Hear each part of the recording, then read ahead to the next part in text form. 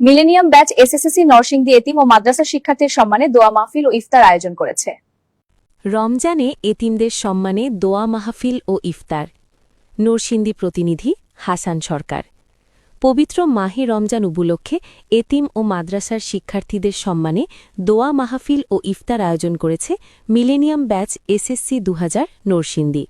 বৃহস্পতিবার ১২ই মার্চ বিকেল ৫টায় নরসিংদীর কামারগাঁওয়ে দারুল উলুম শফিকুল ইসলাম মাদ্রাসা ও এতিমখানায় এ দোয়া মাহফিল, আলোচনা সভা ও ইফতার অনুষ্ঠিত হয়।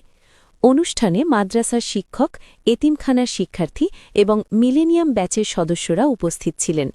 আলোচনা সভায় বক্তারা বলেন, রমজান আত্মশুদ্ধি, সংযম ও মানবতার শিক্ষা নেওয়ার মাস, তাই সমাজের বিত্তবানদের উচিত এতিম ও অসহায় মানুষের পাশে দাঁড়ানো।